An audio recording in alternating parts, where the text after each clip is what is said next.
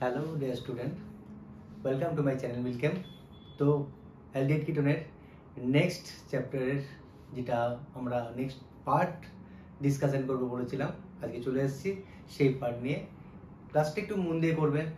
এখানে আমরা আজকে অ্যালডিহাইডের প্রিপারেশনস করবো, যে প্রিপারেশনগুলো তোমাদেরকে এবিসিডি ফর্মে দিয়ে দেয়।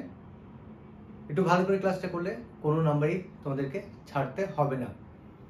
বোর্ড কম্পিটিটিভ প্রত্যেকের জন্য, প্রত্যেকটা এক্সামের জন্য তোমাদের কনসেপ্ট পুরো ক্লিয়ার থাকবে, ইজিলি অ্যান্সার করতে পারবে। ঠিক আছে, তো চলো শুরু করা যাক। ফার্স্ট প্রিপারেশন আমরা যেটা করব সেটা হচ্ছে কার্বক্সিলিক অ্যাসিড দ্রাবণ থেকে। কার্বক্সিলিক অ্যাসিড দ্রাবণ থেকে কিভাবে করবে এটা? কার্বক্সিলিক অ্যাসিড লবণ বলতে যে কোনো একটা কার্বক্সিলিক অ্যাসিড আমরা যদি এক্সাম্পল হিসেবে নিই CH3COOH, এই কার্বক্সিলিক অ্যাসিডের অ্যাসিড লবণ মানে কি? অ্যাসিডের সঙ্গে আমরা একটা বেস দিয়ে দিচ্ছি, সেটা হচ্ছে ক্যালসিয়াম হাইড্রোক্সাইড। এই ক্ষারটাকে দিয়ে দিলাম, তাহলে কি হবে? এই ক্ষারটার সঙ্গে এই অ্যাসিডের বিক্রিয়া লবণ আর জল তৈরি করবে। যেহেতু এইটাতে OH দুটো আছে আর অ্যাসিডের মধ্যে একটা H আছে, তার জন্য এটাকে তোমরা দুবার লিখবে, জলটা বের করতে আমাদের সুবিধা হবে। আর CaOH এর হোল টু যেটা, সেটাকে একটুখানি আমি ভেঙে লিখছি। ভেঙে লিখলে কি হবে? OH OH Ca। তো এইখান থেকে আমরা দেখো এইভাবে জলটা বের করে দিলাম, একটা অণু আর একটা অণু এইভাবে বের করে দিলাম। তাহলে কি তৈরি হচ্ছে? CH3 C double bond O, single bond O থাকলো, তার সঙ্গে ক্যালসিয়াম বন্ডে রয়েছে, এটা তো বেরিয়ে গেছে।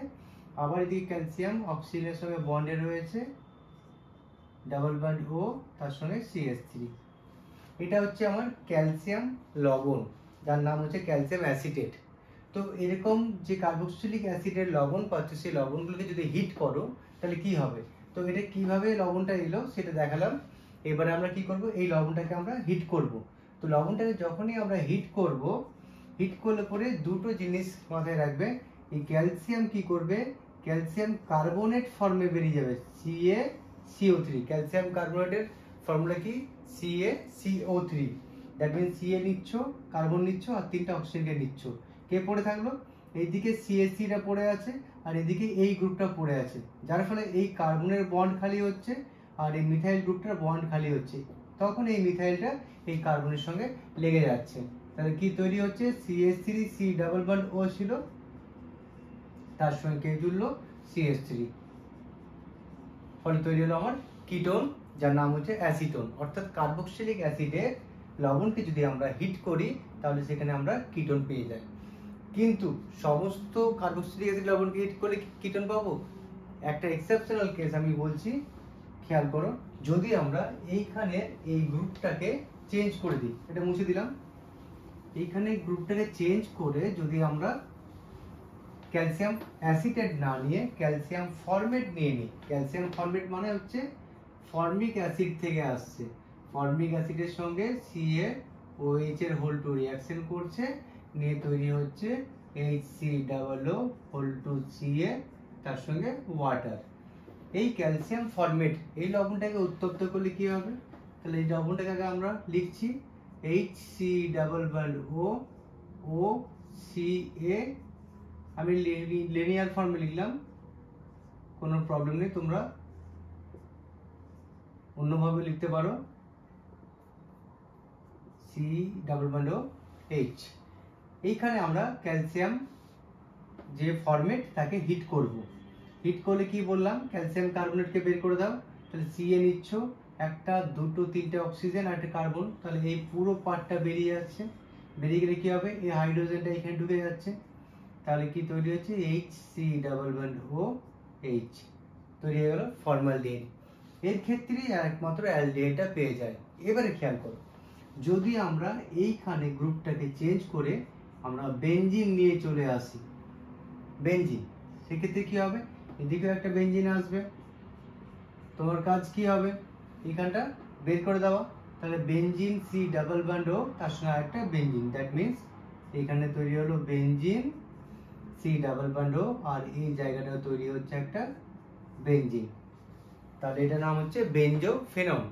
আমরা বেনজোফেনন তৈরি করতে পারি, যেটা লবণটা হচ্ছে আমার ক্যালসিয়াম বেনজোয়েট, অর্থাৎ বেনজোইক অ্যাসিড থেকে আসছিল। এইখানটাকে চেঞ্জ করে দাও, এখানে পিএইচ লিখে দাও, তাহলে কি হবে এটা পিএইচ C+H2Ca ক্যালসিয়াম বেনজোয়েট। সেখান থেকে আমরা যদি হিট করি তাহলে আমরা বেনজোফেনন পাবো। অর্থাৎ যে কোনো কার্বক্সিলিক অ্যাসিডের লবণকে আমরা যদি সরাসরি হিট করি তাহলে এভাবে আমরা কিটোন জেনারেট করতে পারি। তো কোশ্চেনটা কিভাবে দেবে, কোশ্চেনটা তোমাকে দেবে এরকম, তো ডাইরেক্ট কোশ্চেন দেবে না, ওরা কোশ্চেনটা দেবে তোমাকে বললো CH3COO2Ca, এটাকে উত্তপ্ত করলে A+B উৎপন্ন হয়, এ বি কে শনাক্ত করো। তো সেক্ষেত্রে কি করবে, তোমরা বুঝতে পারলে যে ক্যালসিয়াম এটা লবণ রয়েছে কার্বক্সিলিক অ্যাসিডের, তাহলে একে হিট করলে পরে একটা অ্যাসিটোন পাচ্ছ, কারণ কি এখানে CH3টা রয়েছে, তার সঙ্গে CO, তারপরে CH3CO আবার এটাই জুড়ে যাচ্ছে, তৈরি হলো CH3COCH3। না করেও তোমরা ইজি ওয়েতে কিভাবে করতে পারো, এইখানে যেটা থাকবে সেই পার্টটাকে প্রথমে লিখবে, দ্যাট মিন্স CH3C+O লিখলে, আর তার সঙ্গে এই যে গ্রুপটা থাকবে সেই গ্রুপটাকে বসিয়ে দিচ্ছ, একটা প্রোডাক্ট চলে আসে। আর এটা কি হবে, ক্যালসিয়াম কার্বনেট সবার জন্য হবে। যদি আমরা এই কম্পাউন্ডটাকে চেঞ্জ করে বেনজিন দিতাম, বেনজিন C+O2Ca, সেটাকে হিট করব, কি আসবে, আমি কি বললাম এইখান থেকে এইটুকু লিখবে, অক্সিজেনটা বাদ দিয়ে দাও, তার মানে বেনজিন C+O লিখলে তারপরে কি হলো, এই যে গ্রুপটা আছে সেই গ্রুপটাকে আবার জুড়ে দাও, তাহলে তোমার ফাইনাল প্রোডাক্ট চলে আসবে। এটা আছে ক্যালসিয়াম কার্বক্সিলিক অ্যাসিডের ক্যালসিয়াম লবণ, তাকে হিট করছো, নিয়ে পাচ্ছ। এরপর যেটা আমরা করছি সেটা হচ্ছে যে কোনো 2 ডিগ্রি অ্যালকোহল তাকে যদি তোমরা অক্সিডেশন করো সেক্ষেত্রেও তোমার আসবে কিটোন। 2 ডিগ্রি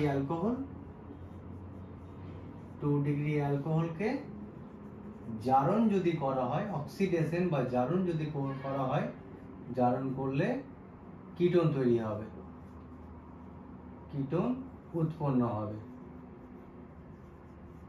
কিভাবে হয় দেখে নাও একবার, CH3CHOH CH3 কত ডিগ্রি অ্যালকোহল, এটা 2 ডিগ্রি অ্যালকোহল, কারণ যে কার্বনে OH-টা লেগে আছে সেই কার্বনটা দুটো কার্বনকে ধরে আছে বলে এটা 2 ডিগ্রি অ্যালকোহল। একে যখনই তুমি জারণ করবে, জারণ বলতে জারক দ্রব্য দিয়ে করতে হবে, K2Cr2O7 প্লাস ঘন H2SO4।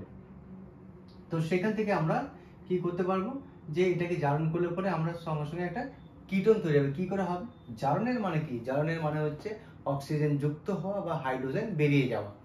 তো এইখানে আমরা কি করব, এই কার্বনের সঙ্গে যে হাইড্রোজেন তাকে নেব, আর OH এর যে হাইড্রোজেন তাকে নেব, অর্থাৎ এইখানে যদি আমরা এই H আর H-টাকে এরকম করে বের করে দিই তাহলে কি তৈরি হচ্ছে, CH3 সিঙ্গেল বন্ড C, নিচের দিকে O সিঙ্গেল বন্ড CH3। খেয়াল করো, কার্বনের একটা বন্ড খালি আছে আর অক্সিজেন একটা বন্ড খালি হচ্ছে, তো এরা কি করবে, নিজেরা জুড়ে গিয়ে একটা ডাবল বন্ড তৈরি করলো, যার ফলে তৈরি হলো কিটোন। অর্থাৎ 2 ডিগ্রি অ্যালকোহলকে জারণ করলে আমার কি আসবে, কিটোন তৈরি হবে। যদি কম্পাউন্ডটাকে এরকম দিতাম আমরা, যেটাকে আমরা জারণ করছি, কি হবে, এটা দেখো এই কার্বনটার সঙ্গে OH আছে, 2 ডিগ্রি অ্যালকোহল, দুদিকে দুটো কার্বন পাচ্ছ, সেক্ষেত্রেও তোমরা এটাকে কিটোন তৈরি করে দেবে। অনেক কোশ্চেন্স আছে এগুলো থেকে, ABCD ফর্মে দিয়ে দেয়। এনিহাউ বেশ, নেক্সট চলে আসো, এরপরে যেটা আমরা করব সেটা হচ্ছে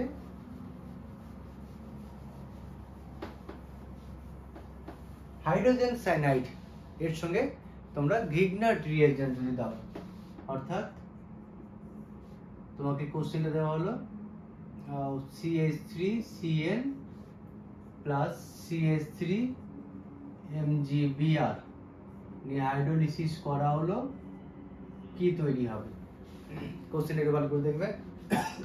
সরি, CH3Cl এর সঙ্গে মিথাইল ম্যাগনেসিয়াম ব্রোমাইডের বিক্রিয়ায় উৎপন্ন পদার্থকে হাইড্রোলিসিস করলে কি উৎপন্ন হবে।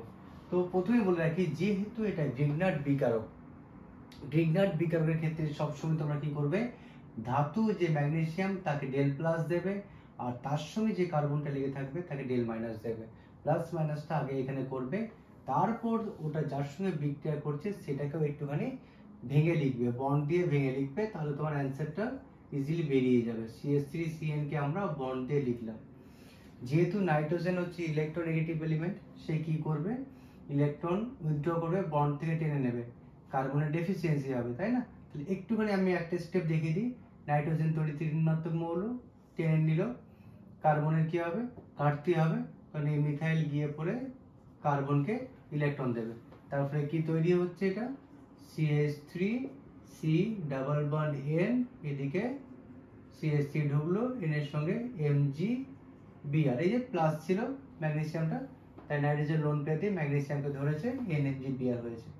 যখন এটাকে হাইড্রোলিসিস করবে, H3O প্লাস দিয়ে হাইড্রোলিসিস করছো, এই বন্ডটা ভেঙে যায়।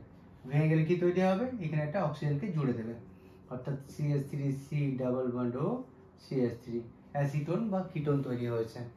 এটা আমাদের ডিগনার্ড রিঅ্যাকশনসের একটা মেন পার্ট, যেটা সায়ানাইডের সঙ্গে রিঅ্যাকশনস করে ওরা কি করে কিটোন তৈরি করতে পারে। ওকে, বোঝা যাচ্ছে? তো আমাদের প্রিপারেশনগুলো বিভিন্ন ভাবে আসতে পারে, আবার আসতে পারে তোমাকে অ্যাসিড ক্লোরাইড থেকে, সেটা একটা নেম রিঅ্যাকশন। সেই নেম রিঅ্যাকশনটার নাম কি? নেম রিঅ্যাকশনটার নাম হচ্ছে রোজেনমান্ড রিডাকশন। রোজেনমান্ড রিডাকশন, রোজেনমান্ড বিজারণ। এটাকে একটুখানি মনে রাখবে, কারণ দেখো তোমাদের এইখানে দুটো চ্যাপ্টার অর্গানিক আছে, তার জন্য বেশি কিছু মনে রাখতে হবে না। এই চ্যাপ্টারে যে যে নেম রিঅ্যাকশন, সেই নেম রিঅ্যাকশনসগুলো একটু মনে রাখবে, আর কি কি রিয়েজেন্টস কি ফাংশনস করছে সেগুলো একটু মনে রাখবে, তাহলে তোমাদের ইজি হয়ে যাবে। এই রোজেনমান্ড বিজারণে কি হয়, অ্যাসিড ক্লোরাইড থেকে, অ্যাসিড ক্লোরাইড, যে কোনো অ্যাসিড ক্লোরাইড থেকে কি করে এরা অ্যালডিহাইড তৈরি করে। অ্যালডিহাইড তৈরি করতে এই বিজারক দ্রব্যটা কাজে লাগে। রোজেনমান্ড এটা বের করেছিলেন, তার জন্য বলা হচ্ছে রোজেনমান্ড বিজারণ। কি কি লাগে, H2 প্লাস PDBSO4, ফুটন্তোজাইলিন, ঠিক আছে, এগুলো আমাদের এখানে বিজারক দ্রব্য হিসাবে কাজে লাগে। তো এক্সাম্পল দেখো, ধরো CH3C ডাবল বন্ড ও Cl, এটা একটা অ্যাসিড ক্লোরাইড। সেই অ্যাসিড ক্লোরাইডের উপরে যদি আমরা H2 প্লাস PDBASO4, এটা মেন বিকারক, আর বয়েল জাইলিন দিয়ে দাও, বা কুইনোলিন যেকোনো দিতে পারো, বয়েল জাইলিন দিলে কি হবে, খেয়াল করো, H2 দিয়েছি, তাহলে একটা H একটা Cl কে নিয়ে বেরিয়ে গেল, তাহলে কি হবে, HCl, ধরো এই H2 কে আমরা এরকম করে লিখছি, তাহলে এই HCl টা বেরিয়ে যাচ্ছে, কার্বন কি করবে, এই হাইড্রোজেনটা ধরবে, যার ফলে কি হচ্ছে, একটা অ্যালডিহাইড তৈরি হচ্ছে, অর্থাৎ CH3C ডাবল বন্ড ও H। এটা হচ্ছে আমার রোজেনমান্ড বিজারণ, খুব ভালো করে একটু দেখে রাখবে। ওকে, এরপর যেটা আসছি আমরা কিছু রিঅ্যাকশনসে, যে রিঅ্যাকশনস গুলো খুবই গুরুত্বপূর্ণ এই চ্যাপ্টারের, তার মধ্যে আমরা একটা মেকানিজম দেখব, সেই মেকানিজমটা ফলো করে বাকিগুলো করতে পারবো। সেটা হচ্ছে নাইট্রোজেন ঘটিত যৌগ, নাইট্রোজেন ঘটিত যৌগের সাথে বিক্রিয়া, যৌগের সাথে বিক্রিয়া কাদের, অ্যালডিহাইড বা কিটোনের। নাইট্রোজেন ঘটিত যৌগ কারা কারা আছে, তারা হচ্ছে NH2 বন্ড NH2, কি নাম এটার, এর নাম হচ্ছে হাইড্রাজিন। একটা হাইড্রোজেনকে যদি ফিনাইল গ্রুপ দিয়ে রিপ্লেস করি, PH NH NH2, তাহলে কি হবে, ফিনাইল হাইড্রাজিন।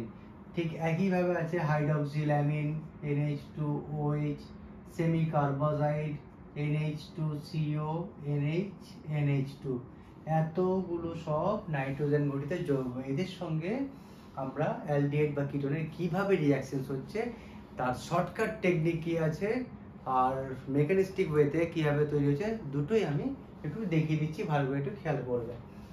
প্রথমে ধরো NH2 করছি আমরা, তো NH2 তার সঙ্গে যদি আমরা দিয়ে দিই, ধরো এখানে অ্যাসিটাইলডিহাইড নিচ্ছি, CH3CHO, এর সঙ্গে হাইড্রোজেনের বিক্রিয়ায় কি তৈরি হবে, যখনই নাইট্রোজেন ঘটিত যৌগ দেখতে পাবে, তোমরা কি করবে, এদের কাছ থেকে হাইড্রোজেনটা নেবে, আর অ্যালডিহাইড বা কিটোন তাদের কাছ থেকে অক্সিজেনটা নেবে।